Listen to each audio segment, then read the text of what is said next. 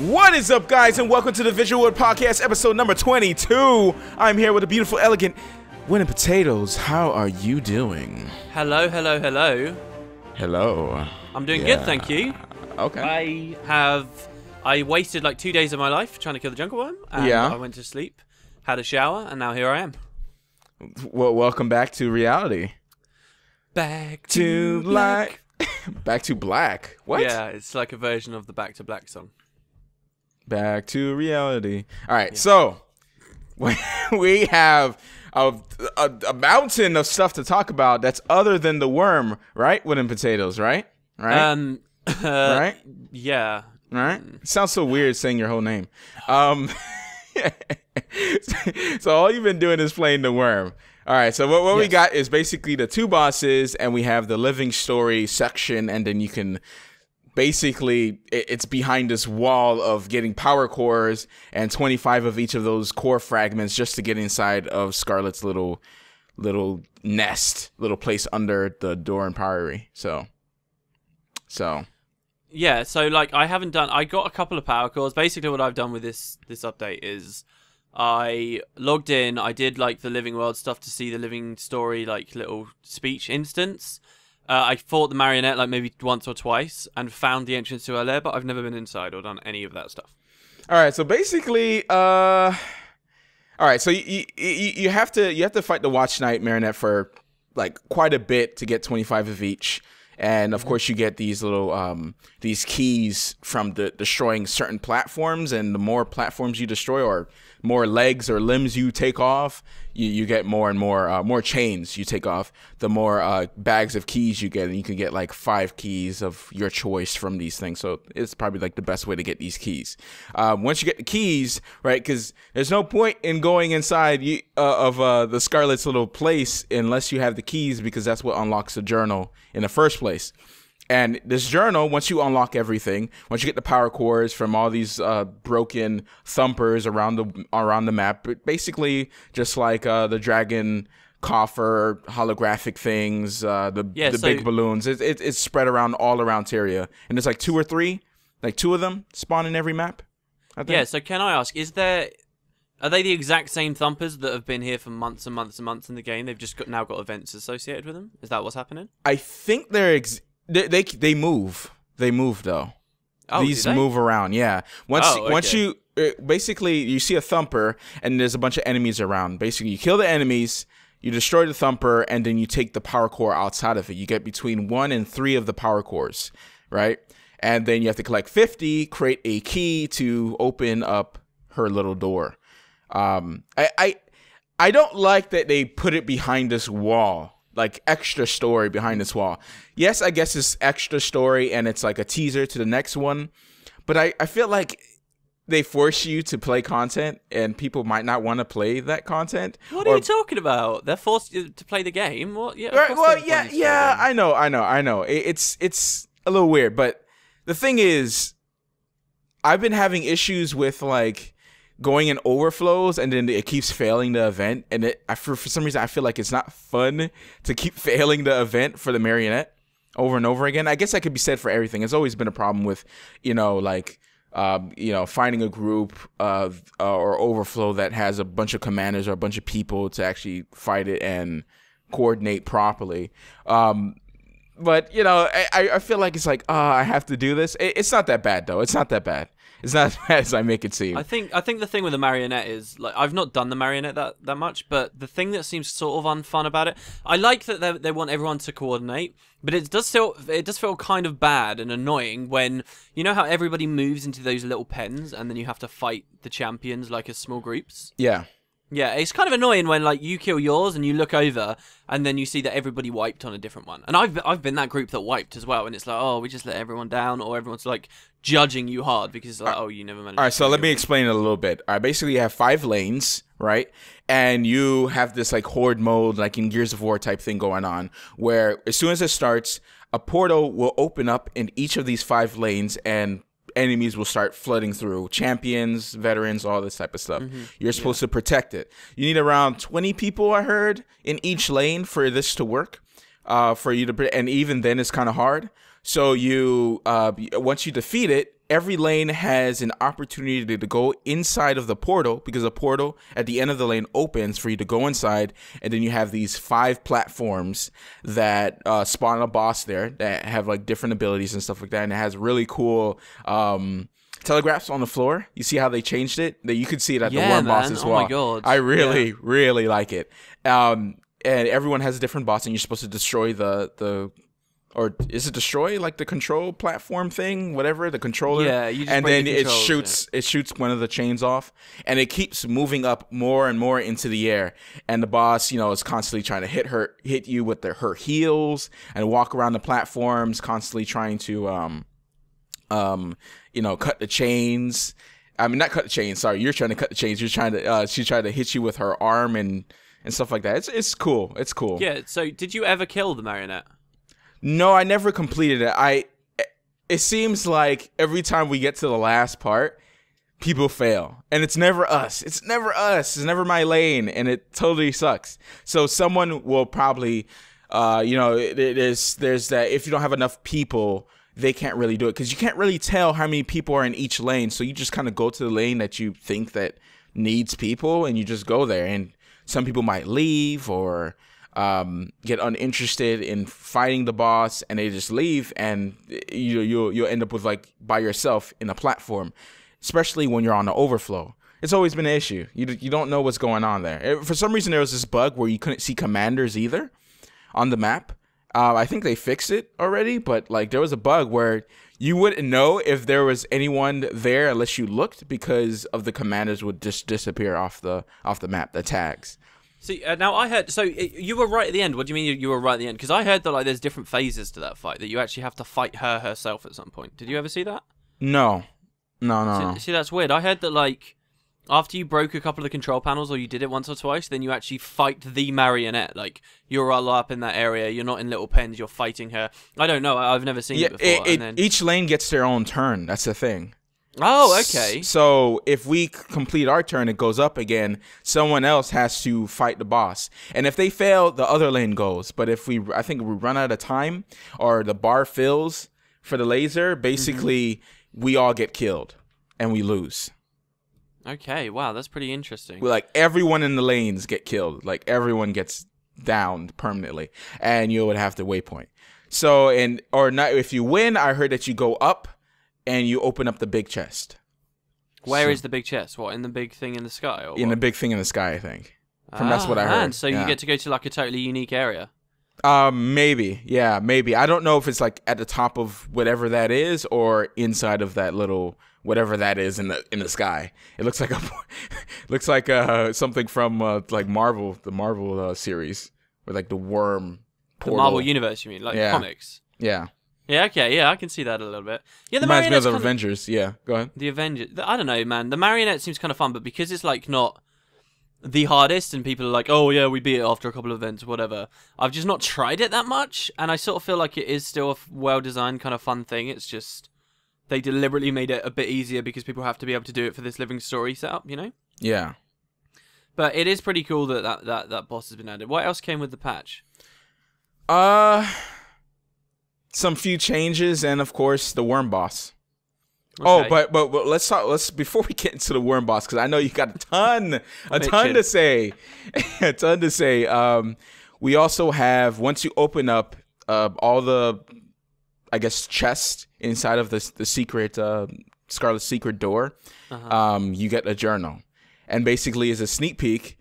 And basically what it says is, oh, there's an entity that keeps coming to me in my dreams. I'm losing control. And she looks into the abyss, and she sees someone staring at her and stuff like that. Basically, something is controlling her. Wow, okay. I heard that there's like loads of crazy like maps and stuff in there as well that point out all kinds of different things.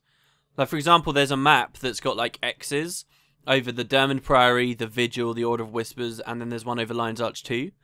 And also, they added in the last patch, you know the thumpers that we're going doing all the events on? Yeah. They added a thumper in Lion's Arch, in the water, in the old Lion's Arch, where the old town was, that's been sunk. There's now one down there as well that everybody seems to have noticed. So, like, there's pretty crazy stuff going on at the moment. But, again, like, it's weird, because that's, like, where most of the story comes from. I did actually see, you did a video, though, on your channel, right? What you said, what I think about the living story? Yeah, I really enjoyed that little part on the Lion's Arch. Yes, it has nothing to do with like Elder Dragons or anything of the main plot, but it gave the characters some, I don't know, some personality for me. I feel like I've missed a lot of what's been going on, and I've kind of caught up. Like, you see the relationship between Rox and Ritlock. Like, she kind of looks at him. For some reason I thought that Rox was Ritlock's daughter for some reason. Okay. I don't know why, but that's what I thought from way before. I heard someone say it, but obviously she's not. She looks at him as a father figure, and she really wants to be part of the Stone Warband because she's without a warband. And when I was looking up a Gladium, I was like, holy crap! Like, that is the lowest rank in Charged Society. What? Like, it's basically homeless. Yeah.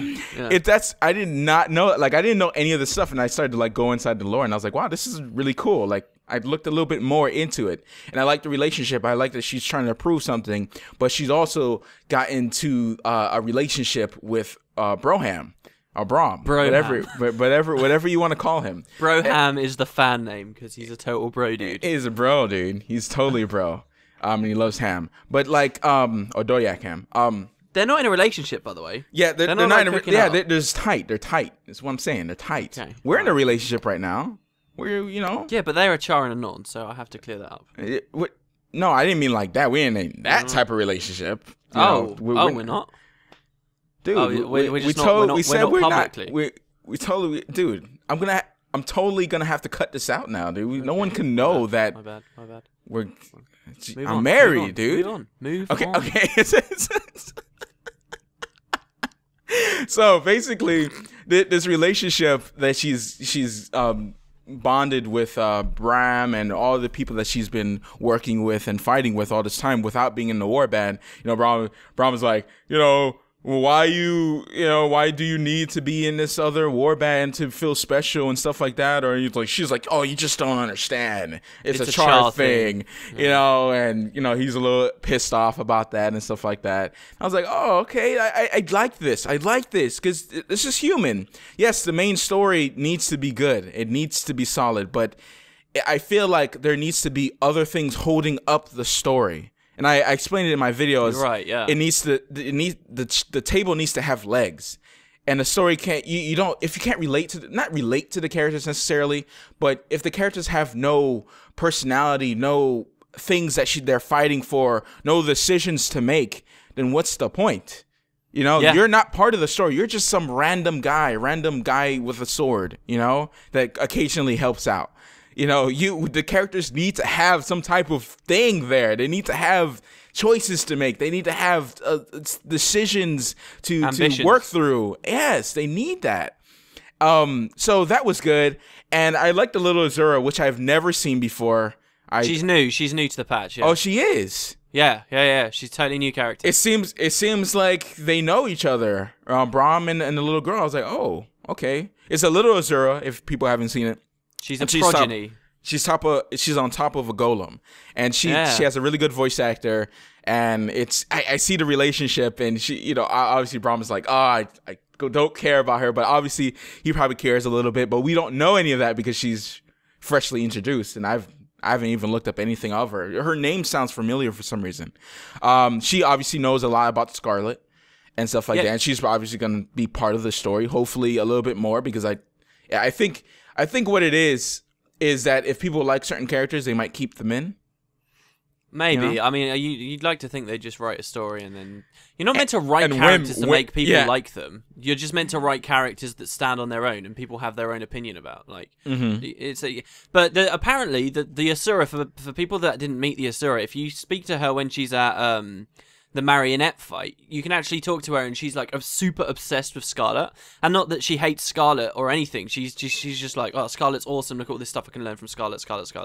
Right. And also, people mentioned that her name, which is Timey, apparently like it means like young sapling or something in some language.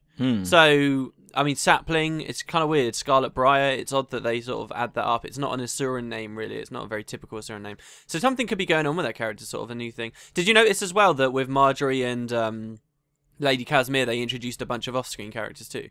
They talked about Casimir's brother, Kyle. Right. And they talked about Casimir's father as well. Yeah, he's in jail. Oh, he died, actually. Yeah, in jail. Yeah. But they talked about all that stuff, like, don't forget about, like, E. You know, they mention E, and then they mention all these mysterious characters, too, at the same time. And it's like, oh, okay. Are you hinting that maybe these people are E? You know, what if the father isn't dead? What if it's E and he's just working behind the scenes? Trying to wrap up some loose ends there, you know? And, all those things from way back in the Living Story for season 1. Yeah, I mean, there's so much, man. Like, I really, really enjoyed it that they just introduced all this stuff. And they're even keeping minor stuff that probably isn't going to have some huge story arc associated with it, but they're keeping minor stuff going as well. Like, the little Quaggons. Did you know what was going on with them, why they were in that story? I heard there was Squid there as well, apparently. No. Well, what happened with the little Quaggons? Well, these were the Quaggon that were, you know, the Tower of Nightmares was built in the lake. Yeah. Yeah. Well, that displaced a bunch of Quaggons from their home. So they're like having these conversations all the way through those patches, and you can see them at the camp talking about, oh, we have no home, blah, blah, blah. They used to be Quaggon that you could speak to that lived in Guild Wars 2. If you played Guild Wars 2 a year ago, you could speak to them in this village, and they'd be doing their stuff, and they'd have their dynamic events. And now they're just completely gone. Now they've got this whole story about how they got split up, and then they met, you know, 2 of these Quaggon, they met one another, and now they're in this relationship. I saw that. It's so cute. They're right by basically where Marjorie and Casimir used to be, or they're probably still there. Yeah, well, they were in that Lion's Arch instance too, and they were like saying, hey, yeah, we have no home, but we're looking at the silver lining, we met one another, blah, blah, blah. Like, that's not going to be something that means huge stuff for the living world, but it's the little bits of flavour that is necessary. It is. You know, so we've talked constantly about how we feel like there needs to be more, like, quantity-wise in the story. Yeah. Do you think this is enough, or do you still want more? No, I still want more. I still want more. That it's good. I understand, like, the small bit that we got is, you know, it was good, but I still want more, and I definitely want the main story as well. Yes, they established these characters. Yes, the story should not be dropped off just here. Like, I don't want this to be the last time I hear Rox and Braum argue about something, you know? I want little snippets here and there while we're fighting, you know, what the next update is. I want to hear that dialogue. I want that extra bit, especially if we're in an instance and they're with us. I want to hear dialogue. It reminds me of, if you ever played the Uncharted series. Yeah, I think you did. At least the first one. The interactions between the characters while you're just walking and you're solving puzzles, or you're, you know, just basically climbing stuff, whatever it is. You remember that relationship that you have with the characters with that? And a lot of the stories introduced through those, like, basically while you're playing. I love that. Like, that's probably one of the best features of Uncharted. Yeah, that is very good, but also, like, they have to be really careful. Like, they have a very cinematic, specific experience they can make as a game for Uncharted, and that lets them do that. You'll notice, for example, when all of the conversations are happening while you're wandering around, you're not in massive firefights necessarily all the time. Most of the really key conversations and things they have together is when you just get to a new area and you're sort of wandering around or looking for something. Like, because of the way Guild Wars 2 is set up, like, for example, Fractals, okay? While we're playing Fractals, we do have someone speaking to us constantly while we're playing them. But because of the way Guild Wars 2 works, people can't really focus on what Des is saying all the time. So if key stuff, or even just, you know, really important flavour, was being constantly used through that technique, I think a lot of players would end up missing it, and they wouldn't be focusing on it. And that's why, probably, with this story, like, all of the story just came in one instance, and it was all just bundled together. Right. No. I don't want it to be like main story within that, but I do want other flavors to be added in. I want it to be extra, not the main course meal. It definitely needs to be more there. I want a cutscene every once in a while, you know, stuff like that.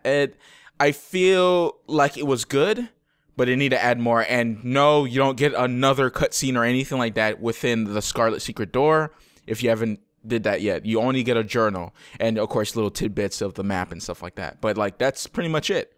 That's pretty much it for the living story for that patch. And it was very small. It was very good, but still very small. But it was much more than what we usually get. Jory and Casimir, you know, holding hands, watching the sun go down. It's becoming a real thing. You know, do you remember how we talked about how there was no romance in their relationship? It was just flirting. Yeah. Well, there was a little bit romantic on the beach there. Little bit. Tiny little bit. What do you mean? As well, like, of course there is romance. It's confirmed, dude. Oh, that's not romance. I don't want you to leave. And they're holding hands. Yeah, that time. Okay. It was a bit romantic. They're holding hands. There's no way. People are assuming it, and they continue to dive into their relationship. I'm pretty sure. And So do we get to that see them together kiss with her not being her Joy not having a problem that Casimir was naked, there's obviously something going on there. This is so obvious, unless they're really tight girlfriends, really tight. I doubt though. I'm pretty sure they're going to be living together and they're going to be some duo or something like that. But hopefully one of them don't die. I think one of them will probably die. I want one of them to die. I think one of them dying would be really, really smart. I think it'd be really good. Like, you give them their climax. Don't listen to him, please. Please, no, Peter, listen to me, dude. Any of the writers listening to this show, don't listen to him. Here's how you write a story. I want love. Why does a writer create a character that you like? To kill her off. Because they can kill them. Unless they're like the main or almost kill them. Or put them in danger. It doesn't have to necessarily kill someone. Well, actually, sort of the biggest the best thing about killing characters... Kill off Logan, dude. Well, the whole point of killing a character is to see how other characters react to it. And then Queen Janna finally realized, oh my gosh, I love Logan. But it's too late because he's dead. No one would care about that. We were joking that, like... That's the sad. Yeah, sorry, go ahead. No, I really think one of those two should die. I think Lady Casimir is the better one to die because Marjorie's got a bit more of an air of, I don't know. But her father died. She's already suffered so much. So yeah, she's the last one. Kill her, and no one else is suffering except Marjorie. That's the point. What about the brother? Well, oh yeah, okay. There's Kyle too, I guess. And then and the brother hooks up with Jory. Dude, why are you just trying to get everyone off together?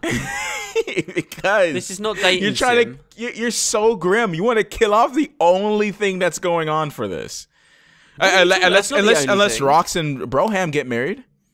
What are you talking about? That's interracial again. And there's that little progeny. Do you have a problem with interracial? I do. When it's interspecies. Oh no! You said interracial. All right, no, interracial's fine. Okay, I don't want to talk about my inherently racist hatred of interracial couples. Yeah. Oh gosh. VisualWood podcast, the best source for everything bad. You're the one that brought this to like just trying to hook up all the characters. Dude, I don't want to hook up all the characters. All I care about... You don't want them to die either. What, should they just keep adding more and more characters and then they all dance around a rainbow and go, la-di-da, look. I believe someone's going to die. I believe someone's going to die, but I don't know who it is. I don't know who it is. I feel like they can't kill off Rox or Broham. Like, that would just be totally devastating towards the story and how Broham is the son of Air and Rox is trying to get into the warband. But that could be really sad if, like, Rox dies. At the Jubilee, I thought one of them should die, yeah. I think you're right. Rox dies and she never gets to be part of a warband. Or Ritlock holds her in her arms like, you're part of the stone warband, and she just dies off like, oh, finally, I'm made you proud. Or moo, because she's a cow, right? So that'll be the last words. Moo. I hate that cow joke, dude. I shouldn't really. I guess they're a little bit cowish, but Jesus. It's weird because the Char are meant to be like all feline. I always thought, through Guild Wars 1 anyway, I always thought they were way more canine than anything else. And then Guild Wars 2 comes out and they're like full on cats. I guess they were always meant to be like cats, but they look so ugly in Guild Wars 1. Oh my gosh, so you're ugly. Right. Yeah. I was like, this is the Char? Ugh. Thank God for the designer who designed the Char for Guild Wars 2, because Guild Wars 1, it was pretty bad. They had two very distinct versions of Char in Guild Wars 1. They had the original ones from Prophecies, which are probably what you're talking about. In Eye of the North, they changed a lot about the Char. An awful lot. The main thing, though, that a lot of Guild Wars 1 players didn't like the Char in Guild Wars 2 because the Char in Guild Wars 2 are all very hunched over. Even when they're stood upright, they're hunched very over. In Guild Wars 1, they were, like, stoically upright, you know, like, badass, complete, very nice postures. It's funny, because if they were to stand like that in Guild Wars 2, they'd be just as tall, if not taller than Norn, I think. But yeah, they're designed to change. Anyway, what do we need to talk about now? Yes. The Wurm. The Wurm. Go ahead. Take it away, Tatos. No, okay, so I'm not gonna talk about the Wurm too much in the podcast. Yeah, bong. Okay, to clarify, guys, this is a mega boss we're talking about. It's like Tequatl that came out, right? It's like a huge new boss, and the Marionette isn't a really difficult one. And it's 3 big worms that you have to fight that are in really distant locations in Bloodtide Coast. And the worm spawns every 2 hours, so if you fail, you have to wait a really long time before you can try again. And you have to kill all of them at the same time. If one dies, it drops the countdown for the event to just 60 seconds remaining, and you have to kill the other 2 in that same window to trigger like the final phase of the fight. And a lot of people have been really struggling doing it. So, yeah, what were you saying about the strats? Okay, the 3 worms also... You go ahead. You go ahead. Take it away. Okay, alright. So, there's 3 different worms that you got to kill all at once, okay? One's called Cobalt, one's called Crimson, and one is called Amber, okay? And you'll notice as well that those are 3 names of colours that are the same colours as the alliances and stuff. Kind of weird. I think there are like some subtle hints in the lore there. Like, for example, with the Amber Worm, it's just worms killing. Basically, at the Amber Worm, there's loads of undead Risen, and you kill the Risen, and then that makes you look tasty to the worms. It's like, okay, so worms really like to eat Risen for some reason? It's kind of odd. But basically, you've got these 3 worms, and you need to coordinate everyone to kill all at once, so you have to split up your whole Zerg of people. It's not like Tequatl, where, yeah, there's some minor splitting, but here, there's big splits. Everyone's really far away from one another. It's really quite cool, actually, because... one of the things I was really excited about with future mega bosses was the idea that, after I saw Tech, was the idea that you could have like these big theaters of war where there's loads of groups all over the place across like a huge map. And this is beginning to touch on that a little bit. Very cool. But, so, the key problem, though, is you might just think, oh, yeah, you get them all to low health then, and then you just all burst them out, right? And then you're done. There's a few dungeon encounters in the game that basically have this exact same mechanic. The problem, though, is that every single worm is permanently invulnerable. They're completely invulnerable to all damage until you do like a very specific thing to make them be weakened, and that puts them in their burn phase, and then you get to put the damage through. Yeah. So you can't just put all the worms to barely any health. You have to put them all to barely any health, and then you have to line up every single specific mechanic to put them all into their burn phases. Which worm were you at when you were playing? We were at the Barrow one.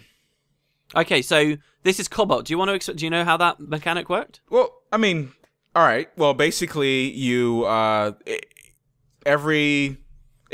it have a set amount, a quantity of how many times you can pick it up, or it just has a timer that it keeps changing? Basically, there's like 3 places where the keg will spawn, and you have to pick them up. Well, tell people, what are they doing to get invulnerable? Invulnerable? Yeah, to get the boss to take damage, what do you have to do?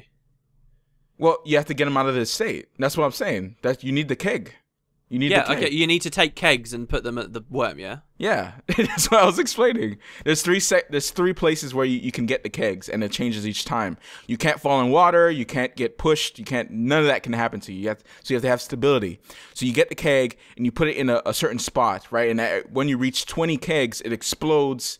And the worm becomes invulnerable, and there's a bunch of mobs keep spawning and keep tossing you around.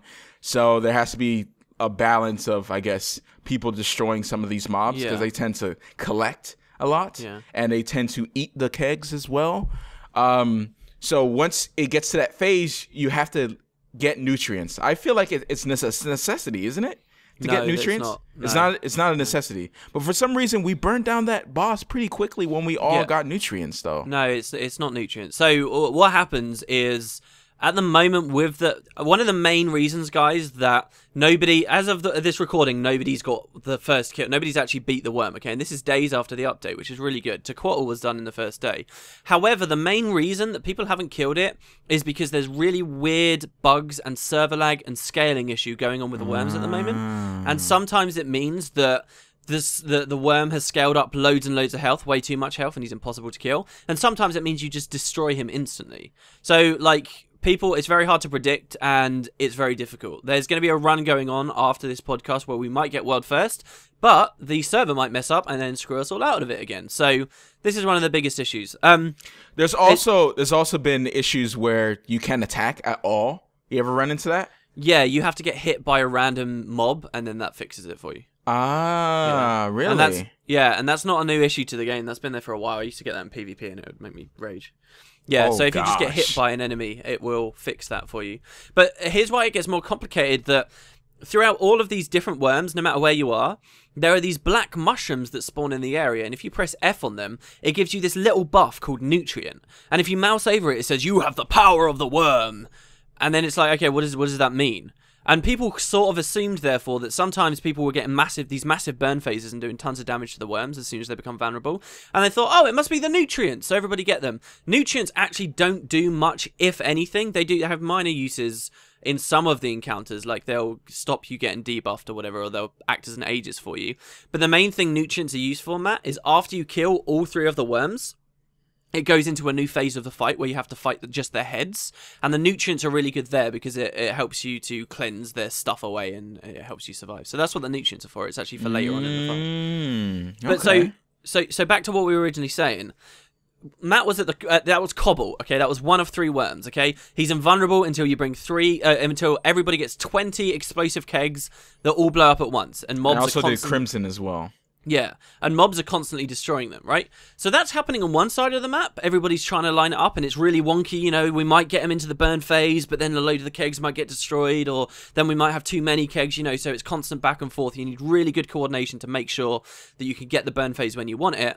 And now over another worm at the exact same time is the amber fight going on, okay? Now to get the amber worm, let's assume, guys, that it's the end of the fight. We've got all of the worms and they just need a tiny bit more damage, but they're all invulnerable. So the task of this boss fight is you need to stop them all being invulnerable all at once. You need to complete all of these objectives at once. Oh, so think about it. The kegs are going and it's kind of scary and you don't know how many kegs and it might accidentally tick over or not without perfect coordination, right?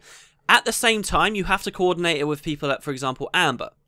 Now, the mechanic at Amber is there are these the worms fighting and there's loads of mobs everywhere, right? But there are big risen abominations at that fight too. And if you kill a risen abomination, and it takes a whole Zerg to kill it, it blows up. If you remember, just like regular abominations in this game, it explodes. But when it explodes, instead of putting like loads of damage and condies on you, the abomination like covers you in goo that makes the worm itself think you look tasty to eat. So when everybody gets covered in goo, they have to then go and stand on a specific spot. The worm buries underground, and then the worm swallows everyone in the Zerg. The problem is, though, the ads and mobs in the area are still killing you, and if you die, you lose the goo, and they also strip the goo off of you. So you've got to be really careful to kill the abomination and then get on this spot and get all the goo rinsed off so that the worm will actually eat you. Now, once the worm's eaten you, it teleports you to a completely different area where you're inside the worm. Like, it's pretty phenomenal, actually. It's really, really cool. And once you're inside the worm, you have to pick up a harpoon from a skeleton on the floor that's in his stomach acid, fight your way back out of the worm, and then use that same harpoon to strip 20 stacks of defense off of the worm, and finally it puts him in the burn phase. And even worse, if you get CC'd just once after everything's happened and you've got the harpoon, you lose the harpoon. So you could do it all perfectly, but then everybody gets spat out by the worm, and then all of them lose their harpoons instantly because they don't have stability or whatever. And there's bugs that make it even more complicated. So consider just that. So you need to somehow have all 20 kegs land just as all these harpoons get thrown. A single harpoon can't miss, a single keg can't be done too early, so that both go in the burn phase at the exact same moment. That's just 2 of the worms. There's a third you have one. a minute grace period. Is it Yeah. a minute? Yeah. As soon as one worm dies, you get 60 seconds. So it is a minute to spare, but you can already see how complicated it is with just 2 worms.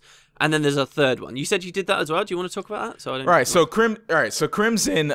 For Crimson, that's the first one I did actually, Okay. and that. Oh my gosh! All right. So you're in this like kind of valley, kind of, and there's these 3, I guess, cleansers at each side of the map. There's one to the west, east, and then south, and then you have the worm like between the west and the east. There's the yellow goop. And then there's the red goop, and then there's the blue goop. There's these little, what do you call them? What do you call them again? The ooze pheromone? Phytotoxins. The toxins, all right? So there's these little toxins. There's these little toxin clouds running around the map, pretty much, or just floating around the map. You're supposed to go through the toxins and then bring it to is designated little sucker or vacuum or whatever you want to call it. And once it's full, once all 3 are full, the yellow, the red, and the blue, the worm gets into the down phase, and you have to burn them. And while this is going on, there's a whole crap load of mobs. Like, it's just so many mobs, dude. It clutters the map. But it's very simple, basically for that one.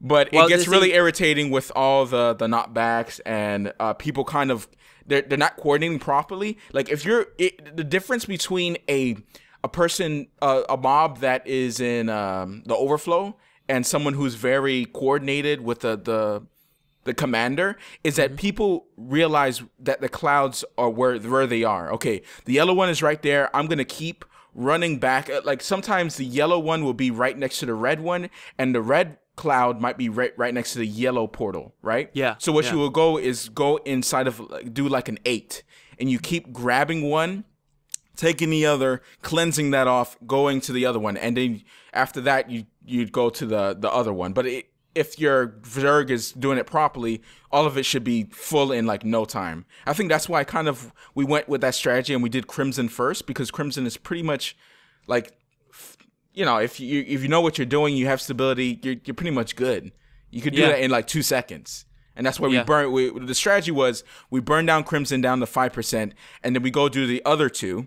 And we come back to it. Yeah, go ahead. So the way it looks like the devs designed it, from what you guys can hear, they wanted like 3 different groups at the worms, and then they'd like pressure the worms, yeah? So you'd have all these independent groups of people on opposite corners of the map, just slowly killing their worm, and then you'd be in like TeamSpeak and you'd coordinate the burst somehow, yeah? That seems to be the way they thought that they design it, but because it's such hardcore content, because it's so difficult, I have no doubt that strat works. I'm pretty much can guarantee that strat does work, but the problem is, people don't like have all the setups and all the skills and things, and it's actually really difficult. So what everyone's trying, all these different people actually attempting the worm right now, and there's like maybe 4 distinct groups of people that are doing it. There's a group on Blackgate, there's the Tequatl Terror Squad that are doing it. They were doing the best for a very long period of time.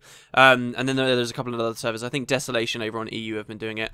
So all these groups that are trying to figure out the worm, instead of going with that tactic, which seems to be the way the boss was designed, and also seems to avoid, say, the server lag issues I talked about earlier, instead we're like using waypoints so that one group of people actually fight multiple worms. So what Matt's saying is, like, the way we do it, we start and then we just everyone zerged on one worm, didn't we? We all zerged on the crimson one in the middle. And by doing that, right at the start of the event, we can get that boss ready for at 5% health and ready for, just one more burn phase and the final kill, yeah? Yeah. So that's sort of the way that a lot of people have been trying it. And there's like a bazillion different strats. What else were you doing that when you were playing? That's pretty much it, other than people trying to have 3 different groups. The problem, not the problem, but there's a cap on the map. So there's only a certain amount of people. So you can't just like have a whole crap load of people on one server and just destroy it. Because if we had a whole crap load of people, then we could have killed it, right? It would be easy. But the strategy is that you only have a handful of people, and you try to get most of those people on your designated Mumble or TS, TeamSpeak for your server, and try to coordinate people properly. Because let me tell you, a Pug Zerg does not work for these bosses whatsoever, and that's why people have a bad experience with these bosses, because they don't understand what's going on. They don't care to. They just kind of want to Zerg, and those are the people who kind of dislike it, or you just don't like hardcore content. That's totally fine. Yeah, I mean, I'm totally fine with them designing it this way, because it is for specific people, and it's like, okay, well, then you just don't get the... But they're quite clever with the way they scale the rewards, because what happens, guys, is if you manage to kill all the worms all at once, you go into the final phase of the fight, which is very rare to see, and not many people have done very well on it, but where you fight all the heads. But if, say, you only kill one worm, and then the time runs out and nobody kills any other, you actually get rewarded with a bronze chest for that. If you kill 2 worms, then you get a silver chest. If you kill all 3, then you get the gold chest. So even if you're in an overflow trying the worm, you can all zerg on one place with no coordination and kill that worm. And then at least you get your bronze chest, and at least you finish it quickly. So, like, there is a little bit of counterplay there. They do still at least reward you slightly, but the bronze chest isn't worth that much. It, like, gives you just a few things. Tons of greens, basically. Yeah, it's like champ boxes and stuff. So, you know, I kind of enjoy that. It was maybe kind of dangerous, though. I did a run So I was not joking at the start of this podcast, guys. I played for over 24 hours straight commanding in Blackgate main, trying to get the kill. And on one of the times, many times this kind of thing happens, but just today, one of the things that happened to us was we went, we had everyone at 5% health, all three of the worms, and we're just setting up like the burn, yeah? We're setting up so that everyone's got their spears and all the kegs are ready and all the phytotoxins in on all three. And we're waiting for that moment, but accidentally, one of the worms triggered into his burn phase early. And we're like, oh no!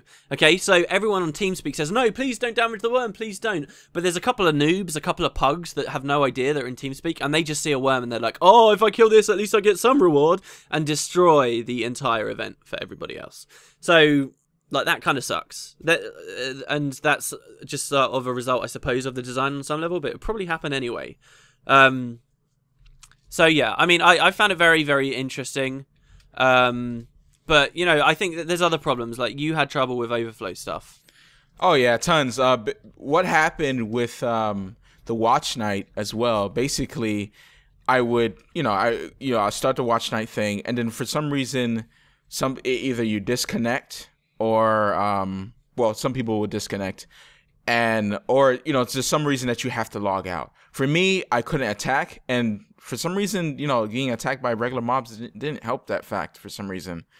I was like trying to get myself downed, and it just, it was just hard just to find a lot of people just to down me, a lot of the enemies. So I would have to run pretty far. But I logged back in, and you can't get back into the server. Yeah. And you were saying, you were talking about zoning.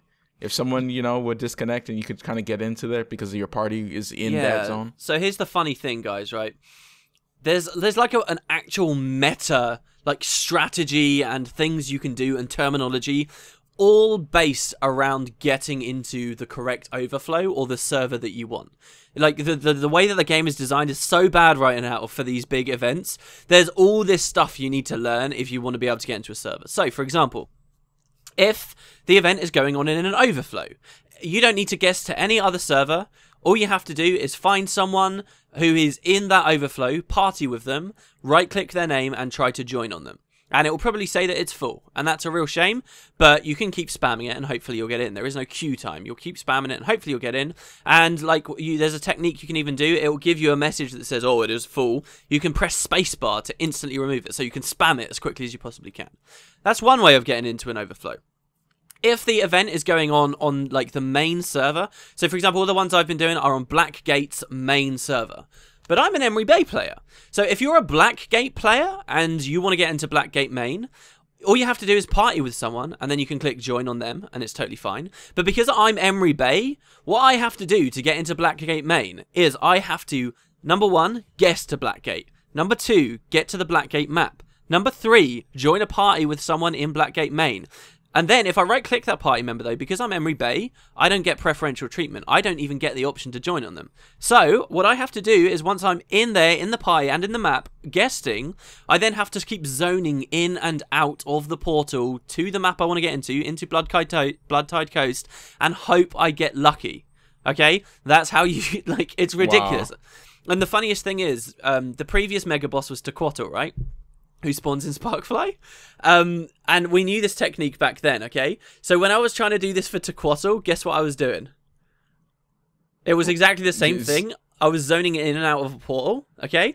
And for the Tequatl, months ago, I was zoning in and out of the portal between Sparkfly Fen and Bloodtide Coast. And now, I'm doing the exact same thing. It's a different boss, and I'm zoning in and out through that exact same portal, trying to get into an overflow. Like, I realized that I've wasted so many hours of my life just walking in and out through this exact same loading screen for both bosses. It's ridiculous. And it's unfair. There should be real queues. There should be an actual way to select what overflow you want to go into at the bare minimum. And it sucks, you know? The last run we did just before recording the podcast, everyone got right to the end of the fight where all the heads spawn, and you get 2 minutes to kill all 3 heads at once. And we had both heads down, and the last one was almost dead. I think it's the closest anyone's ever come. And I couldn't get in. I was just stuck there zoning in and out of a portal the entire time. And then I finally do get in after it's failed. And it's like, oh my god. So, there's issues with it, but I think this is still some of the most fun stuff you can do in Gods 2. Absolutely. You're not, like, as into it as me, I'd say, I guess. Well, I can't get in there. I can't get in there, and it takes every 2 hours. Like, I have to pretty much wait until it fails, and if I'm not there at the exact same time, I won't be able to get in. You know? Yeah. Like, you have to be there where it fails. It's in weird time, so you basically have to dedicate your life to waiting to get in. You know, to get whatever server has space. But for me, I wanted to be on the Black Gate because that's what we've been doing this whole time. So, yeah, like a bit of a plug, I guess, for TTS. I will say, okay, TTS are a guild that formed when Tequatl came out. They run mega bosses.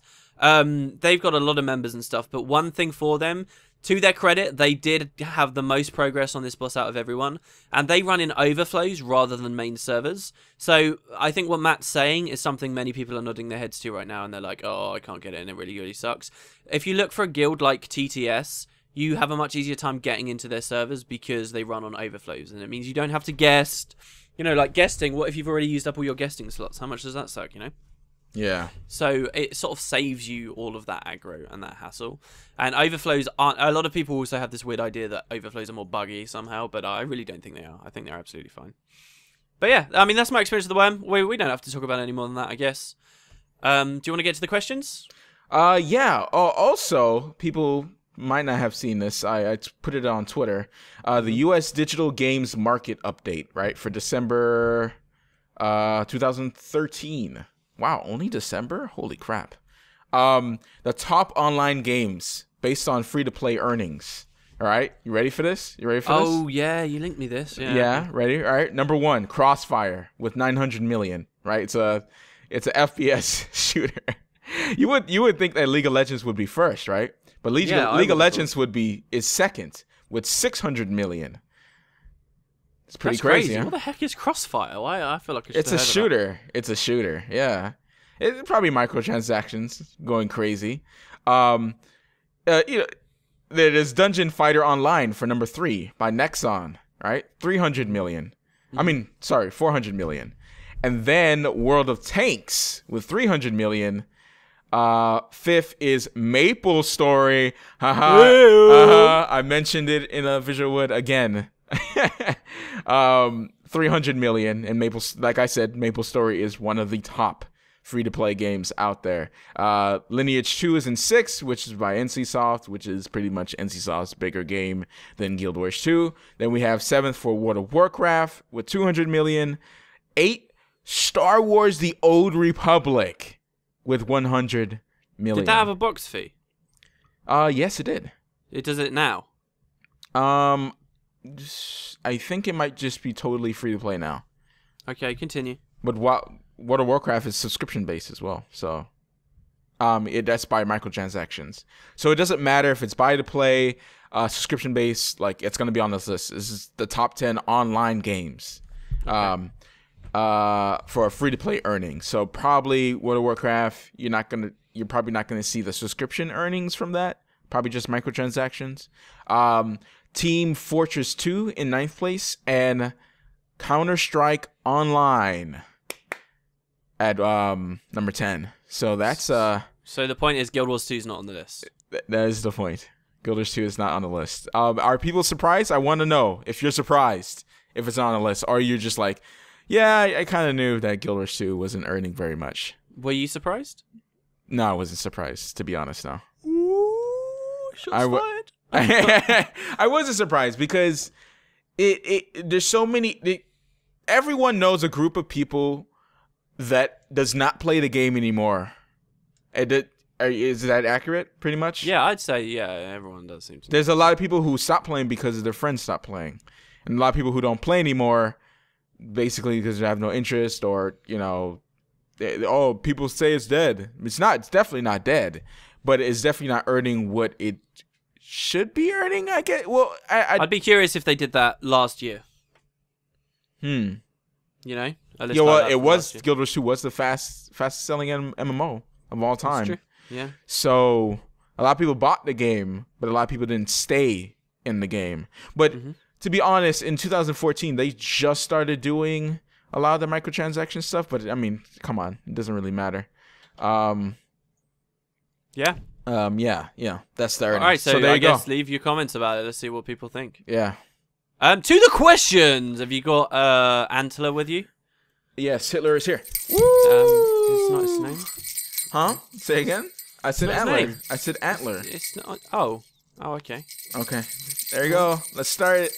Okay. Zapristo says, "Hello, guys, and here is another question. I've recently read a choice book. For instance, if you were to enter the forest, go to page 81, and I realized that the importance of choices. Would you like more choices in Guild Wars 2? In the Guild Wars 2? Ones that actually matter? Not like in the personal story where you win anyway." Well, yeah, there are choices that stop you from winning. It's called running bad builds. My opinion on this has always been that if you want choices that impact people's ability to complete, that's when you're talking about RPG elements to do with stats and things. I think the strongest stories are always coherent stories that don't have massive swings and arcs and ridiculous stuff that devs have to create basically multiple games for, because it dilutes the experience. All my choices in RPG, I'm happy if that comes down to my skill and my ability to kill stuff and participate in the combat. I think choices are combat, and I think story should be separate. That's sort of my opinion, and I think the best games I've ever played have a split basically like that. You know, minor things can change in the story, and I'm happy. I mean, it's a bit of flavor, but that's always the choice I would go with. What about you? Well, so what do you think about like things like Mass Effect and all those games? I think and that Dragon people in the Age? end, ultimately, and again, I haven't played it, no spoilers, I think ultimately everybody was disappointed by Mass Effect because they expected more consequence to their story decisions, and that's ultimately what's going to happen. Well, that's part 3. Everyone. But that's part 3. Yeah, well, and that's, people are disappointed because they feel like their decisions all the way through the series were leading up to part 3. Because Right. they had the benefit of the doubt for part 1 and part 2, Well, because everyone was like, oh, it might not have mattered now, but it might matter later. Oh. Yeah, but like for example, in Mass Effect, you get to choose who you want for the console to be basically, and it's either that black guy or the other people or whatever. Yeah. I can't remember what it was, but basically you have that person with you that whole time. Yes, maybe minor, but it's still there, and it's still It's an minor, element but I of wouldn't. choice. I wouldn't pick a whole game on it. And I think, for the record as well, I think Mass Effect is the absolute best example of this done well. And even there, I think it failed ultimately. Oh, you mean well? Let's not talk about 3 because we could do a whole podcast on how bad 3 was, and it has nothing to do with the dang ending. I'll tell you that much. There's a lot of things that were bad in 3, and it has nothing to do with the ending. I can't really talk about 3, to be honest, because I'm.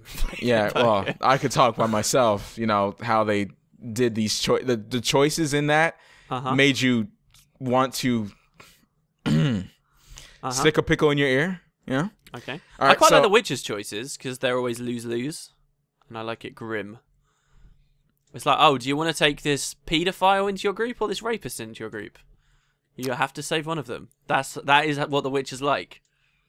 Really? Wow. Yeah, yeah. I have to play it. I haven't played it yet, and people are like, "You need to play it. You need to play it." I need to download part 2 and just go through it. Every choice you make, you're basically picking the least worst option. It's never an easy decision because both are bad, and I quite like that outlook. You know.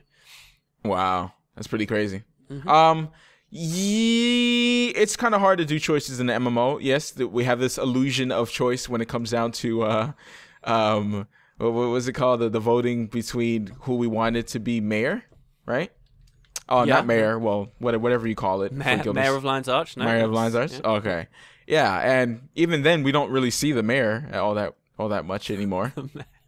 Ellen Keel. Ellen Keel. Ellen 1, remember? Ellen. Yeah, I remember who won. Well, that still has relevance, though. I think Living Story is actually a good way to do decisions in story because they haven't written it all yet, so they can honor decisions we make in big ways because it's not something they'll have to create and package up and then push out. It's, oh, okay, Ellen got voted for, and now sometime in 2016 that's going to have some major relevance, and we'll be like, oh, wow, okay. So I think maybe Living Story is a nice way to do it. Yeah, it kind of sucks for the people who didn't get what they want, but I mean that's just the choice. It's not really a choice because you're trying to choose, but you may not get what you want. Your choice, so it's not really a choice, is it? Yeah, it's what the majority wants, not necessarily. Well, you. it was your choice to campaign for one or the other, Yeah. and if you chose not to campaign for them and then they lost, then that's your failing. Right. People would say. I mean, wouldn't people use that argument for like presidential campaigns and stuff? I feel like I should mention just the word Obama. Just slide it in there. Obamacare. Let's talk about Obamacare. So No, I heard. let's not. Let's not like, talk about politics. Are you pro Obamacare or not? I want to know. So, question 2. Are you seriously not pro Obamacare? Bong. I don't want to talk about politics. We'll get there, guys. We'll get there. No, we won't get there. We're already done so much bad stuff. Wolfen says, okay, Wolfen says, whoa, commence the Matt and WP fanfiction. Oh, also, yeah. a question a guildie asked us last night. If you could be a Guild Wars 2 race IRL, what would you be and why? Dude, if you were any of these races IRL, let me just point out, and this is human, you are branded an alien and shot at. You're an animal that's walking and talking and no one knows where you came from. Okay, I don't want to. I want to be judged. Okay, but I would love to be a huge female Norn. Why female? Because. No, you tell me. You say we've done bad stuff already. Because. You tell me. Because I would be pretty much all right. I would be in the Guinness World Record of being the biggest, finest looking female with all the assets in history. All the guys would want me. All the guys, dude. Here's an interesting question for you. If you were a woman and you had barely any money, would you sell pics of yourself? Absolutely not. No, you wouldn't. I think most Not guys at would all, be inclined no. to say yes. I think most people would say yes to that. Yeah, see, That are guys. Yeah, guys would say that because they don't know how it is to be a girl or be a woman. We're still living in an age where you see death threats and all sorts of stuff for a woman who's sharing their opinion on the internet. Oh, I'm a gamer. Oh, you're not a gamer. Oh, I think this is wrong. Dude. Just stay anonymous. Just stay anonymous. Like people, it's not hard. People are like, some guys really think so stupidly, like absolutely. Oh my god! Some people still think women should be in the kitchen. Like, it's just ridiculous. It's ridiculous. I don't think anyone seriously sexist that thinks women are inferior is actually banning about that they should only be in the kitchen. I'm just throwing it out there. Dude, you should read some of the nastiest things, like especially that feminist woman. She was actually at ArenaNet, by the way. What? You know that feminist woman? She was talking about games. She may have gone a little bit too far sometimes, but there's something. Yeah. She's on YouTube, and she's not necessarily like a gamer or whatever, but she was talking about a lot of like damsel in distress stuff in video games, which Oh, okay, her. Yeah, her. Like, I never really watched the whole video of it because I just find it kind of like, okay, yes, I understand. Characters are portrayed really badly, but that's everywhere. Like, it's not just in video games. Like, I don't know, like it's still going to be there regardless of what you say. Yes, share your opinion. Everyone is entitled to their own opinion, but it's just because she kind of takes it to the extra mile for me. But yeah, she's right. Absolutely right. But she takes it to the extra mile. But yeah. Is she called Anita or something? Well, I think the reason why she got a lot of hate from people was because she took tons of donations to buy games to play them and look for sexism or something, and then she never produced anything. Like, she did this post where she got millions and millions and millions of games. She was like, look at all this stuff I bought, and then there wasn't a post for months and months and months, and people were like, yeah, look, she just took your money and ran. You sure? Because, yeah, no, I'm sure that is what people were really I thought it was she did a campaign for it. She raised the money and then she did those videos, which got pretty much bashed or something like that. Yeah.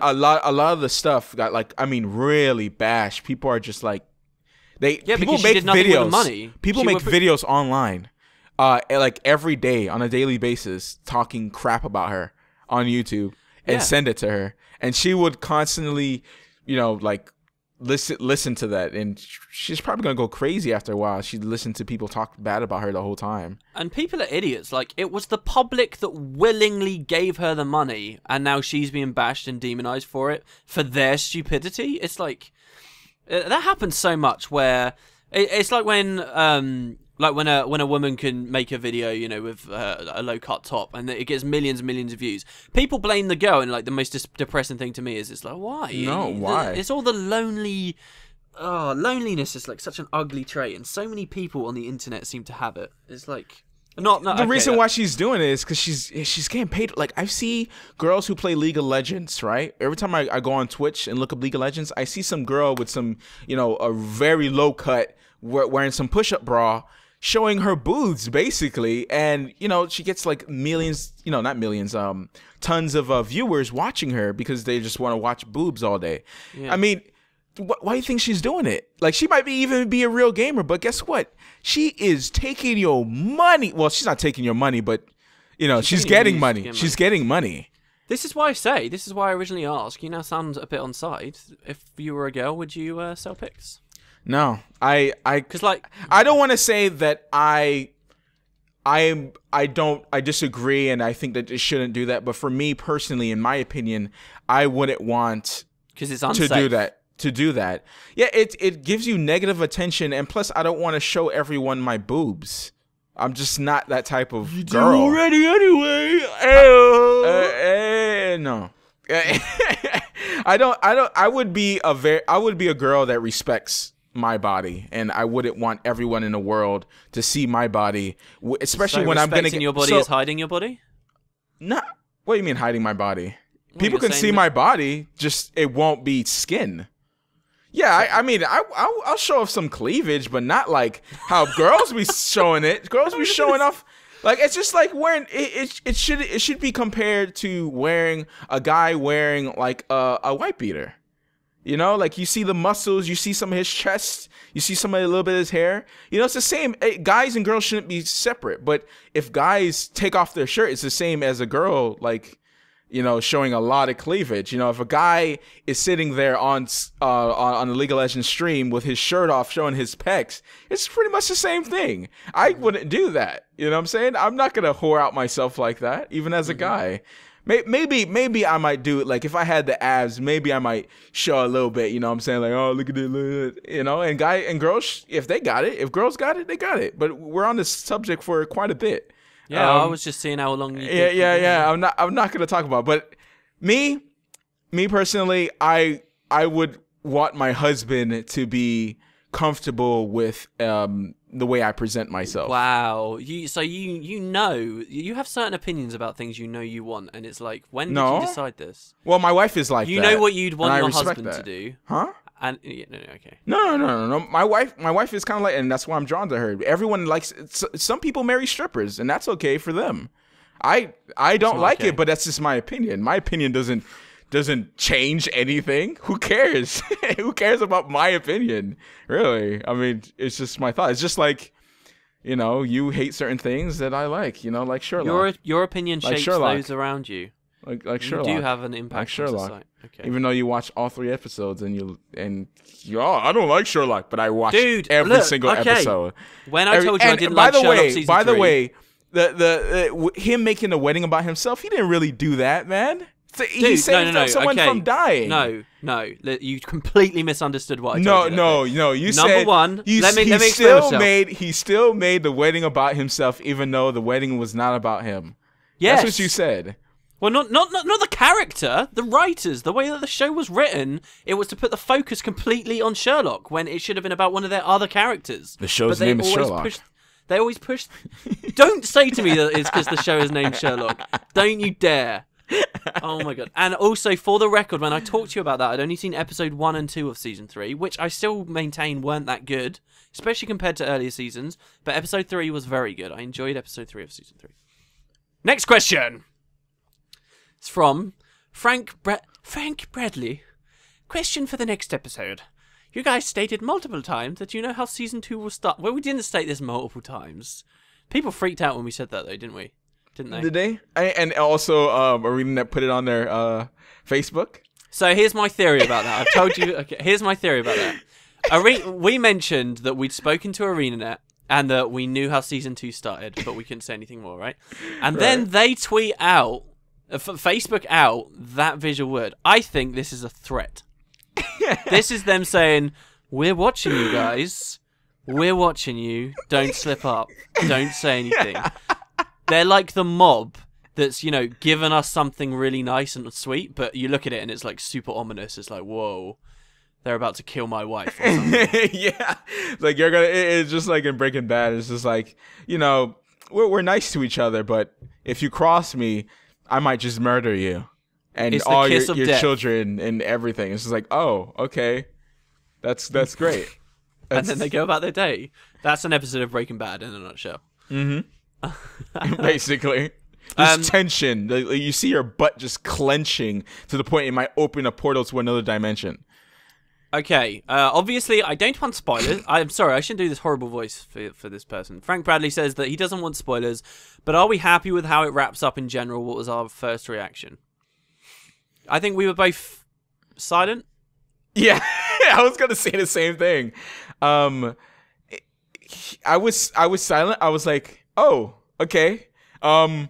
But we don't know, like, we didn't see the video. We didn't see how it looks or how the execution is gonna be, right?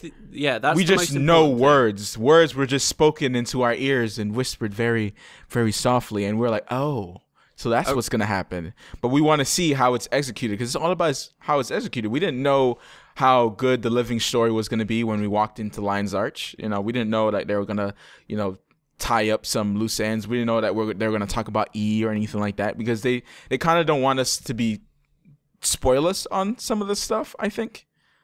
ArenaNet could have told me that E was coming into the story while riding a dragon from the south and that Kunavang was going to be with him and that Evinia would be there and all these crazy mysteries were going to get solved. They could have told me anything and my reaction would have been exactly the same, and that's silence, because it's all about their implementation of the story entirely. Because you can say it's like the Abaddon fractal. Oh, we could have seen Abaddon. Okay, what would that have meant? What would the fractal have been? Would it have just been a small fight against the shins of some boss or something? I don't want that. That's bad. It's good story, and they didn't do it that well, and now it's also been ruined. So they could have told me anything at all. It doesn't mean anything to me. All I can do at the moment is assess current patches going out and see if there are improvements and talk about. There's a lot of things that sound good on paper, right? Oh, and maybe you might even see a trailer about it or listen to people talk about it. Like, for instance, when I was back then, when I was working at GameStop, there was this game called Brink that was coming out. Right, it was supposed to be kind of like an FPS shooter with a lot of Mirror's Edge parkour mechanics and a little bit of Borderlands in there somewhere, and it used to be this big multiplayer thing, and the trailer looked good, the little gameplay looked good. It came out, it was the biggest flop ever. Well, that wasn't the biggest flop, but it was bad, and people were like looking forward to this game. I am so glad I didn't pre-order it. I took it because at GameStop you get to take home a game, so I took it home to see how it was, and it was bad. Like, instantly, the next day, nobody was playing the game. Everyone stopped playing the game. So that's how it was, the quickest desertion. Because people zerg around. Like, we talked about this, I showed Matt earlier. There was a minor update for Cube World the other day, and I looked at the forum post where people were discussing it, and it had like a disgustingly low amount of views. And this was a game that had incredible amounts of hype and stuff, but because the developer went, very quiet, and that's just the way he works on that game, and it was known by those in that community. But because nothing happened to Cube World for a very short period of time, it's like long gone, dead and forgotten. Nobody cares about it. People zerg around so much in it's a mentality that's in Guild Wars 2, and I've always wondered, does it happen on a larger scale? And I think it really does. I think it's just either human nature or internet nature that people just swings and roundabouts. If you give them the opportunity to move on, they will move on very, very, very quickly. Yeah, and that's kind of, people tend to do that with MMOs a lot. Like, yeah, they'll wait, like, even with Korean MMOs and the new MMO that's coming out, they're gonna try ESO, they're gonna try EverQuest, they're gonna try WildStar, but necessarily they may not stay there. They're like, oh, I beat it, I'm done. And a lot of people did that with Star Wars: The Old Republic. They beat the story and they just left. I didn't get that far because of the design for some of those worlds. But yeah, I think that's... All right, we got another real-world question here from Destroyed, who says, hey, MV and WP. Oh, hold up. You didn't answer. Oh, what was the question? You didn't answer the one I said I wanted to be a Norn female. Oh, okay. I would want to be... Nothing. I did answer. I would be an alien, and I would... It's from the lore. You have to be from Guild Wars 2, dude. Yeah, but in the real world. Dude, pick one. pick a Char or Azura or something. You'll probably be a little Azura, won't you? I would be a little Azura. And I'd have that, like... You would be a girl Azura. I'd have, like, one of the custom gem store, like, faces. Not the one that makes you look like you're doped up constantly, but, you know. I'd be as much of a snowflake as I can be. Destroyed says, hey, MV and WP, so I hear you like the real world part of the question. Don't worry, I will deliver. You have to select an NPC, take him, her, or it out of the game, and show him, her, it, the real world. Who do you choose? I choose... you, Pokemon? Marjorie Delacroix. Oh, take her away from Casimir, huh? Yeah, I've got something to show her. Whoa. The real world? What are you talking? What? Whoa. The real world is what I'd show her. She'd be interested by Magica. Wow, what? How that's so weird. I was going to say she'd be interested by electricity, and I said Magica. Okay, but yeah, like I think it would be pretty fascinating to take any of them and show them how vastly different their fantasy world is from ours.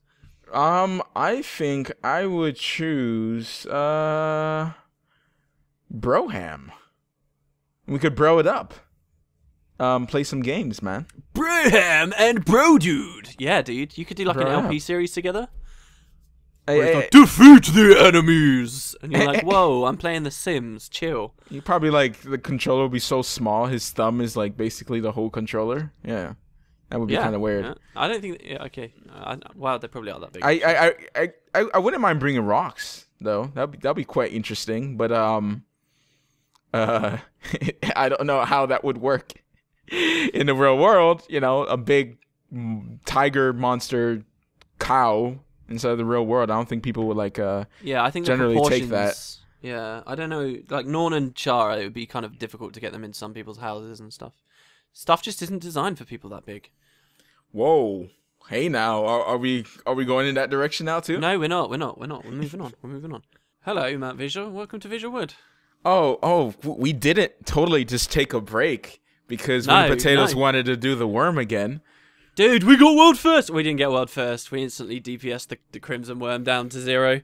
So we failed instantly. And that's one of the big problems with it, man. It's so annoying. Like, basically there's a bug right now where you can really do tons and tons of damage all of a sudden really quickly, and it's sort of ruined.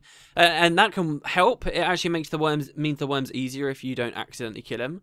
Mm-hmm. But man, like if you do accidentally kill him, it sucks. They announced apparently that they're removing the bug next patch, so yeah, that'd be good. I remember when that happened, and we ended up almost killing the worm, but we ended up killing it anyway. Yeah, it's crazy. All right, so the next question is from Mullo Madness, who says, Matt V and Haterade drinking WP. Wow. Dude, drinking that Haterade, son. Earlier in VisualWood, I caught myself saying loneliness is ugly, and it's like, man, that's a pretty mean thing to say. Like, really mean thing to say. I'm sorry, everybody. Yeah, okay. You should apologize just for everything. Just for everything. Guys, I'm sorry to everyone I've ever offended. Except you, Matt. Oh, okay. I'm bong. No, it's the bell. It's the bell. It's not the last question. Yeah, we're ringing it anyway. We just go crazy. No. Last question bell. We have to be orderly, son. Okay. All right. Okay. Daughters. Okay, yeah, that's good. Inclusive. That doesn't offend people. What do you think about peeps receiving a bonus cosmetic or legendary die for crafting and using their legendary instead of someone who just ups and buys... You would pick this question, wouldn't you? Instead of someone who just ups and buys one without having to do things such as wild exploration or the evil mystic clovers. I know peeps will buy mats, but things like wild exploration and mystic clovers, karma and skill points are a little time consuming. Getting a gold star for wild exploration isn't the most impressive thing in the world, lol. Your thoughts? Well, I pick any question. I just slot them all inside. Yeah, but I know you like this idea, don't you? Giving more for people who actually work for the legendary. The thing is, it sounds cool, but I feel like it wouldn't matter what they give us really. I mean, all it would do is no one would buy the legendaries on the TP. Some people would, but. Most people still do. I don't think it would change anything. I don't think it depends on what they give you, and they can't give you anything too good because it will just kind of be weird. I feel like they won't go into that space and actually do that. But I would like to see some cool legendary extras, maybe, but I don't think they would do it at all. Legendary dies. I wonder how that would look like. Legendary dies. That's a cool idea for sure. I've got to ask you, okay? Because there's other people with this opinion. I don't get it. Why do you think? Why to you is using in-game gold and not effort? Like, where does that gold come from? Money.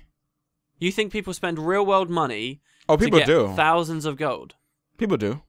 I've known people. Yeah. I mean thousands of dollars. Some people have it. That's the thing. It's like a Maple Story. When they have that.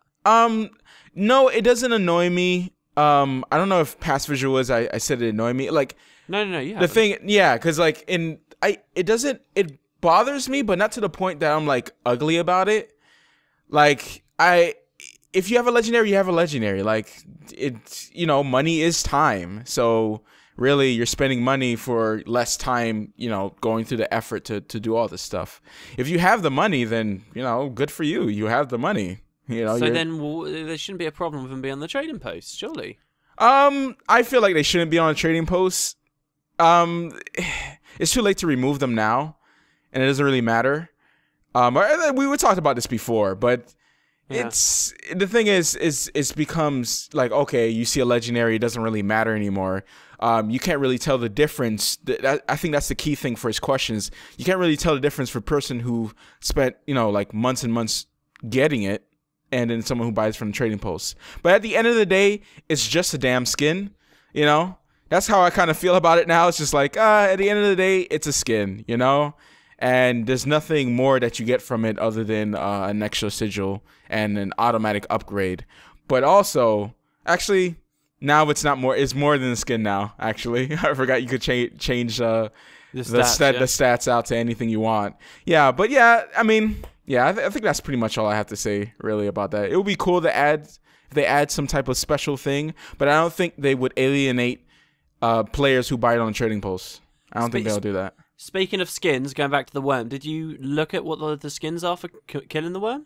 No, are they ascended skins, kind of like Torquato? Yeah, but because there's armor as well you can get, and if you wear the armor, you just get like this green haze around you, so it's like you're smelly or whatever. And like you get this and it's a really big effect. It's like you're glowing green, and it's like there's this green smoke all around you constantly. What do you think about that? Yeah, of course, I love armor effects. We don't have enough of it. The Lots only of one that think really is ugly. By the way. Oh, really? I haven't seen it yet. Yeah, it's exactly the skins you're thinking of in your mind, but you're just green and hazy, and you look like you just fired or something. Because the color's kind of ugly. But I love it. I think it's so cool. A nice Necro. Yeah. Necro would be pretty cool. You could have a Necro with that armor and then have a Bifrost. And that'll be it. There you go. A staff. That'd be pretty cool, man. Yeah, I like it. I'm really looking forward to finally get something of it. Hopefully, anyway. It's interesting stuff. And then there's like the new rifle as well, by the way. Rifle skin, which is going to be tradable, but just looks kind of ugly. And not very cool. Anyway, next question. Yep. The Undersigned Zero says, would you have wanted the stream to have been more professional? Wait, what stream's this? I'm guessing he means streams, the live streams from ANET. No, come on. What do you mean professional? The best thing about those streams is you feel like you get to know them a little bit. They let their hair down a bit. God, if they read the question, dang it, before you answer it. Oh, okay. Or do you? Okay, sorry. Or do you find the informality more enjoyable?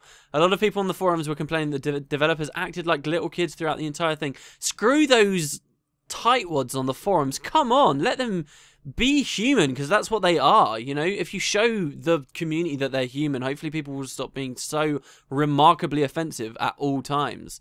Absolutely, I think that that's the best way to do the live stream. It shows that they can be casual and still get their jobs done. Like, if they're being forced to just do this and this, and they're like told by Ruby before they go on, right, don't do this, you don't look over there, you don't look over there, you don't crack any jokes.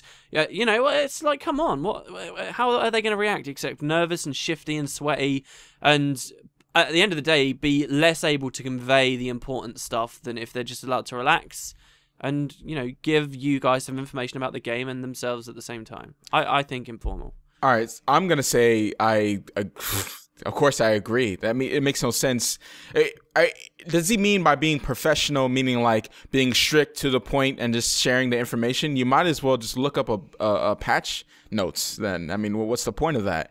The thing is, I want to see, their personality. I want them to be like, oh, if they're excited about a certain feature that's coming into the game, that they talk about it and they feel energetic while they're talking about it. And yeah, sure, I like crack a few jokes. I mean, there's a reason why people watch a lot of people on Livestream to watch the Hearthstone or DayZ or anything like that. It's because of the person playing the game, the jokes he makes, or everyone is entitled to their own type of genre of what they watch on YouTube. There's some people who I find very boring on YouTube, right? But a lot of people enjoy that type of monotone. Oh, this is how it is. Very strict, very serious, talking about all the game mechanics. Some people have, they want that. I feel like they're not the majority. I feel like the majority of people would like to see someone's personality. It's got to be the majority. Because people subscribe to PewDiePie for a reason. He's the top subscribed YouTuber for a reason. And a lot of YouTubers who are very popular, they're all have their own personality and funniness to them. Even Total Biscuit has a few jokes every once in a while. He's the only one who will stay serious and people would watch him. Pretty much that's pretty big. That is. You do have to be aware, though, obviously, if someone's going to YouTube, they're watching videos to be entertained.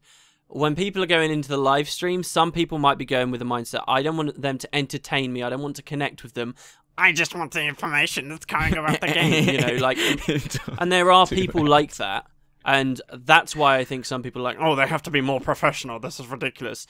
But I just do not subscribe to that line of thinking at all. And I'm glad that ArenaNet showed that they don't either by being informal. I do think that their quality needs to be better. Definitely. I think it has improved, actually. They have nice green screen now.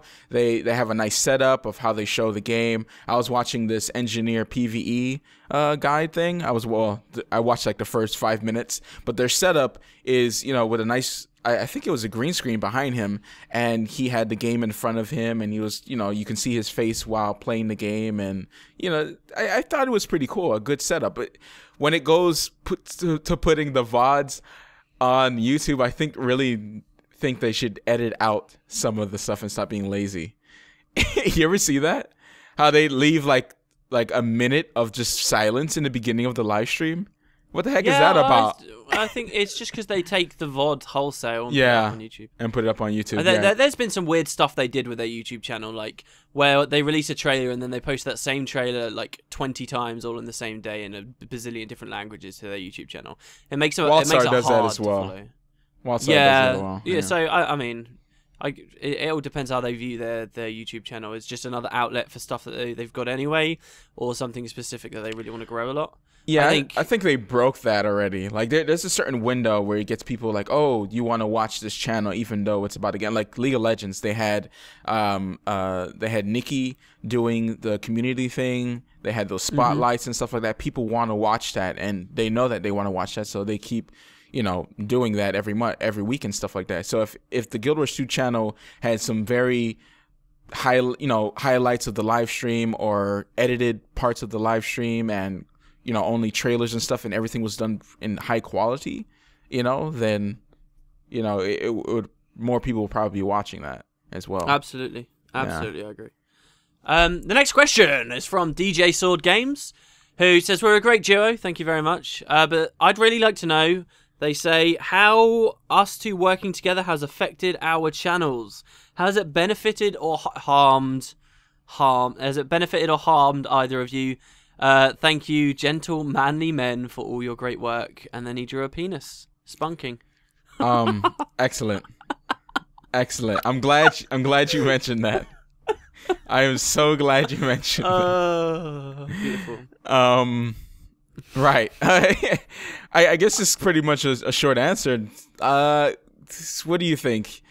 Maybe it has benefited a little bit, but not really much that it's like it's amazing, Yeah, I haven't really thought about it. I just sort of, I quite enjoy recording these with you, and I enjoy recording other games with you. I've wanted to have like someone that I can collab with a lot for a while. I'd wanted it for a long while, and I think you're pretty easy to work with, so it's been fun. A little tear just came out of my eye, man. I had to, Yeah, there you go. I put it in a bottle so I can keep it for later and think about the sentiment. I remember when I originally appeared in that like consumable video, and like everyone was like, "Whoa, they're both in the video." That was cool. Yeah, it was. Yeah, that video was good, man. I enjoyed doing those, but now everyone knows everything about Guild Wars 2. It's like, why do tips? Anyways, yeah. The next question is from, this is weird the way you sent me this question, but it's from DJ Gudan, who says, what would you guys think about bringing back collectors from Guild Wars 1 Classic? Guild Wars Classic, really? Just like RuneScape Classic. And Zephyr Sanctum. I really liked the merchants from Zephyr Sanctum and have a lot of tier 1 mats I'm never going to use and pretty much worthless in the training post. I love the collector system. Do you know how it worked? No.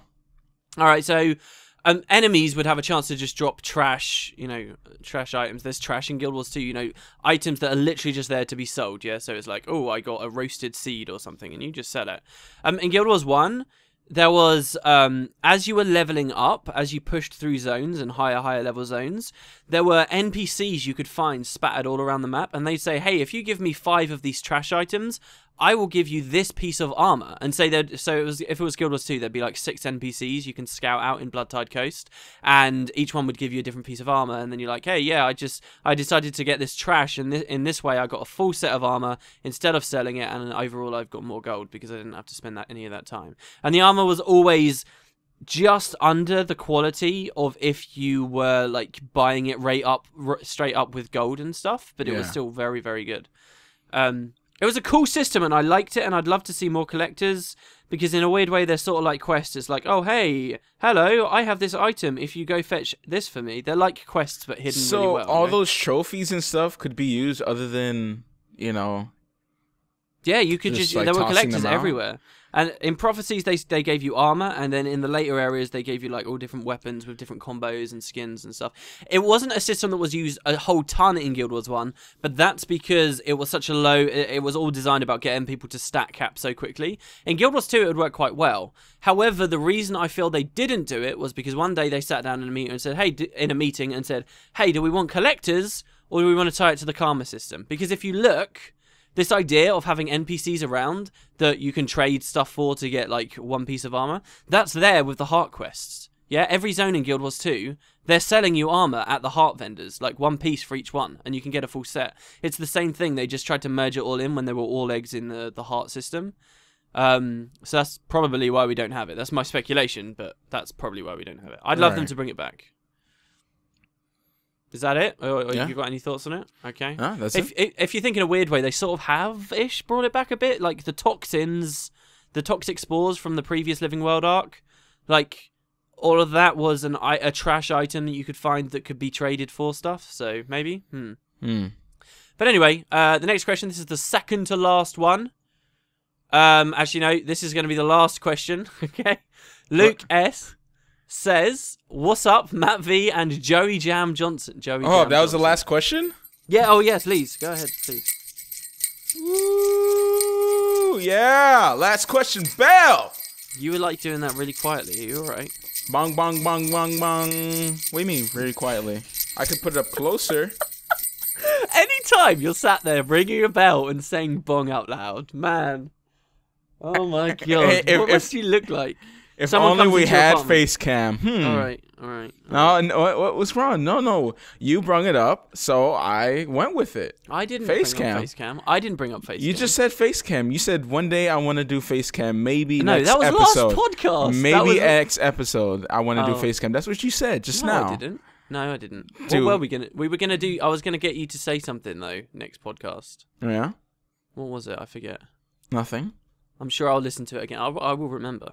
I will remember. People will comment and let me know. I will remember. Luke S says, "What's up, Matt V and Joey Jam Johnson? A question from you, from a long-time viewer and fan. With the success of your channels, you have both made YouTube your profession. Could you describe a day in the life for both of you, and maybe comment on what you enjoy about it and what you don't enjoy so much? Thanks in advance, and keep up the great work." A day in the life of MV. Yesterday, a day in my life was, I woke up, I went to Bloodtide Coast, I stayed in Bloodtide Coast. In real life. Ages later, I left Blood Tide Coast. In real life. I went to my bed, and I went to sleep. Mm. And now I'm recording this podcast on a regular basis. I don't think you want to hear about you sitting there. I play this game way too much. The only thing I regret about what I'm currently doing is I really love being outdoors a lot, and I'm not outdoors as much as I would love to be.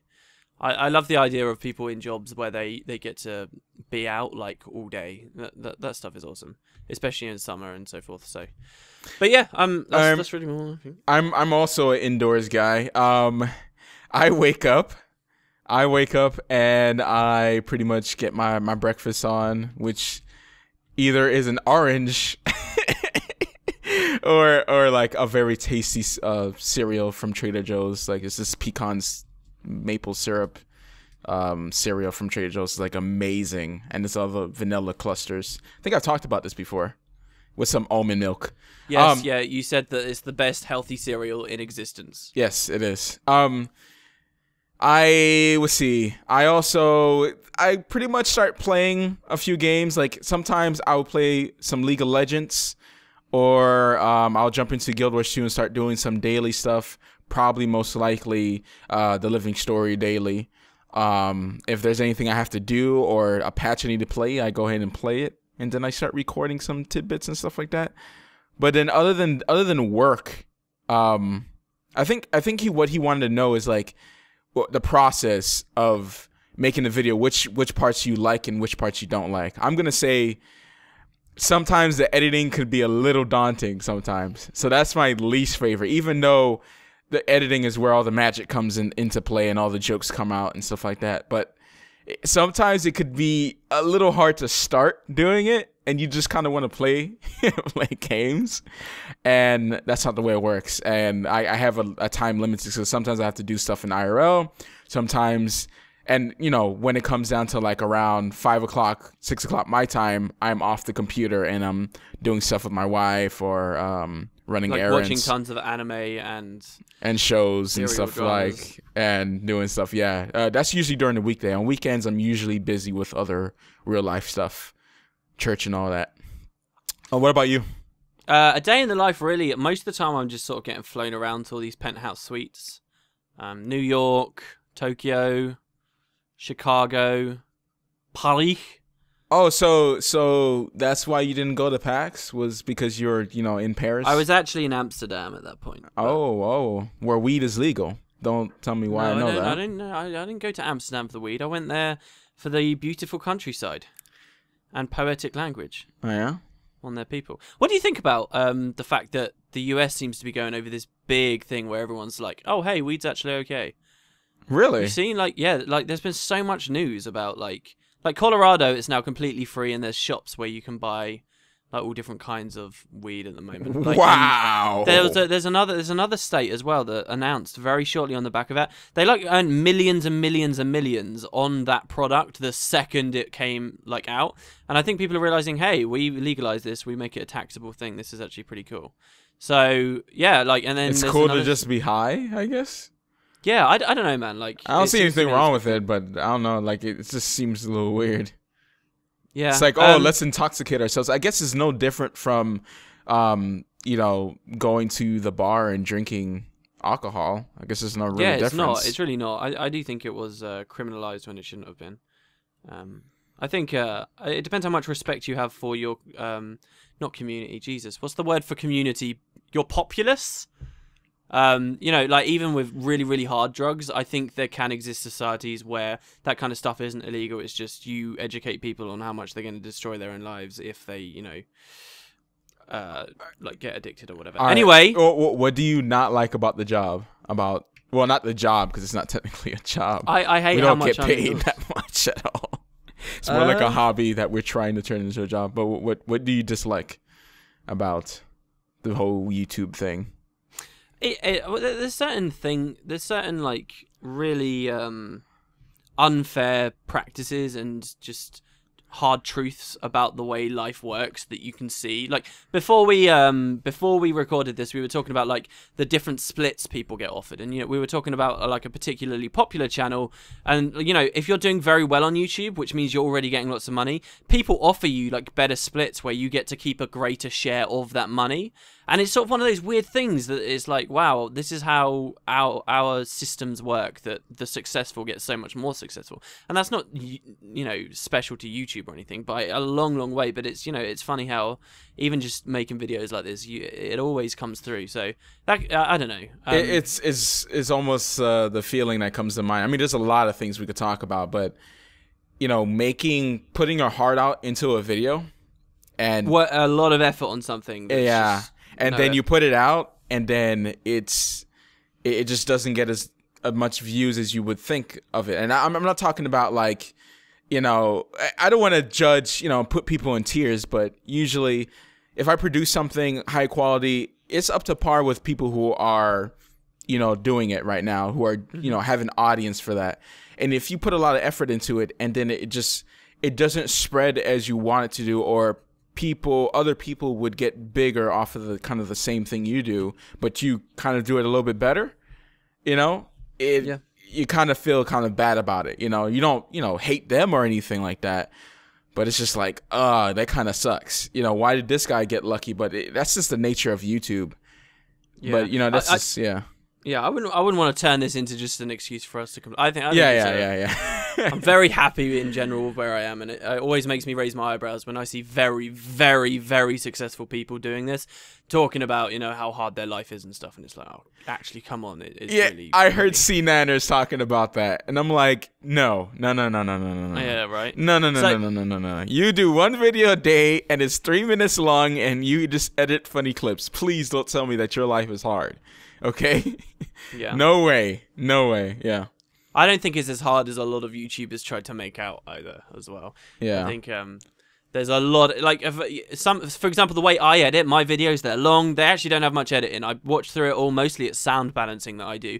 It sort of means that I can edit in real time. So I produce a 40-minute video. I have it edited in like 45 minutes, okay?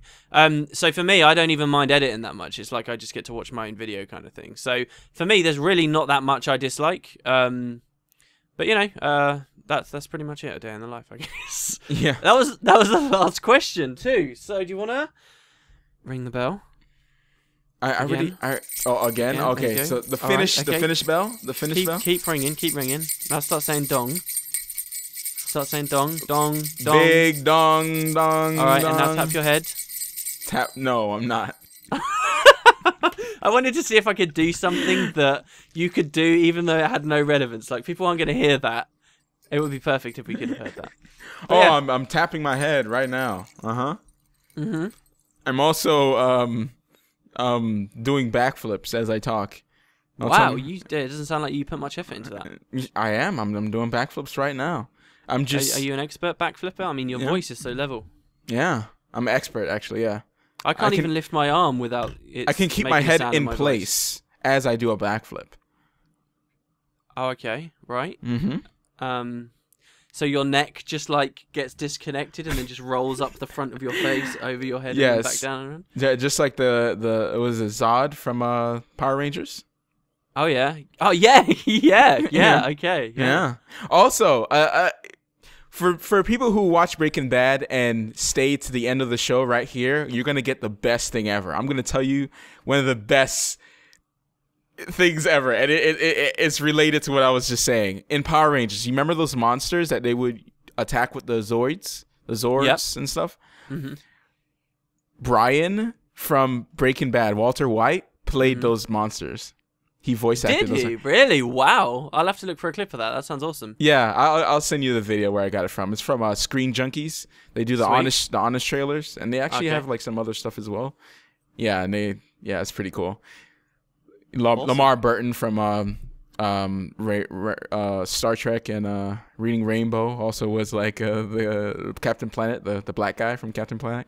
Mm-hmm. Forgot his name, but anyways, There's always a black guy. Yeah. Of course, there's always one. There's never like more than one. There's always have to be everyone else is white, and then one black guy, and maybe one Asian, maybe just maybe. I watched a movie the other day, and there was a random black guy right at the end, and I was like, wow, there hasn't been a black dude this entire movie. Spaceballs. I was watching Spaceballs, and like no one in the entire movie was black. And then right at the end, there's like just a random black dude at the bar, and he gets like one line, and I'm like, it was interesting to me. Number one, that there weren't any black people, and number two, that there suddenly wasn't an end like they had just thrown it in, like because they wanted to, I don't know, not offend someone. It's so stupid. Anyways, guys, I hope you guys enjoyed VisualWood. And stay visual. Excellent.